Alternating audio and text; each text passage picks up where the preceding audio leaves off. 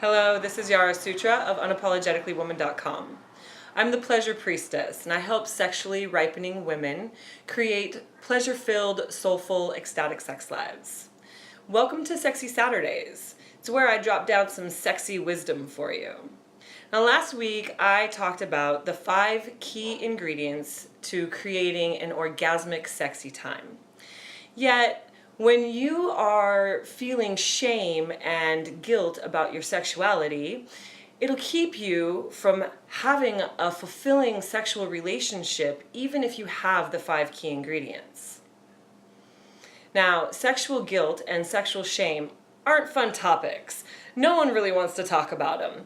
Yet, it's an obvious epidemic in our culture, and it survives on secrecy, silence, and judgment.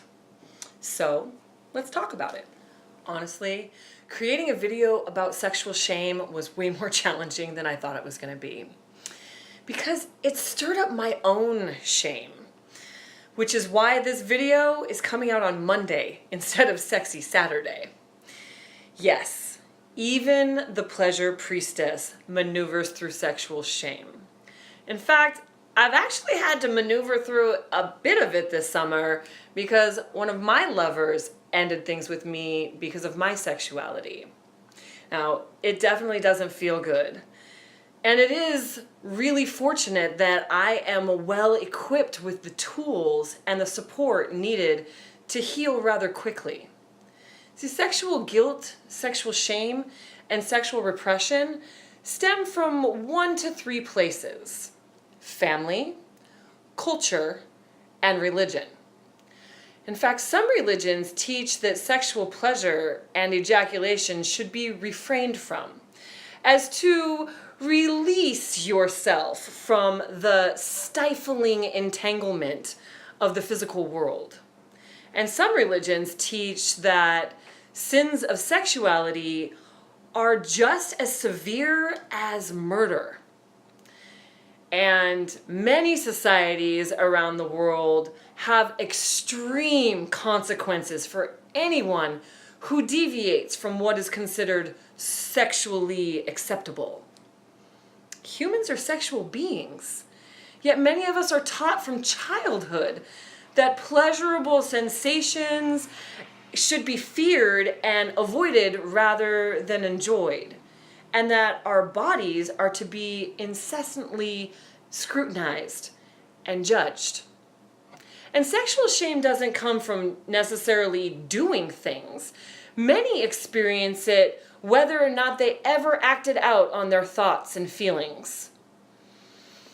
Sexual shame is self-defeating, and it produces depression and anxiety because it leaves you feeling guilty and regretful and dirty and sinful. Feeling wrong about something that is completely natural. But here's the thing. You have inherited your erotic wound, but you don't have to let it control your life any longer. Your body was designed for pleasure. Even Sigmund Freud taught that sexual repression was one of the chief psychological problems of mankind. You see, our sexual energy doesn't go away.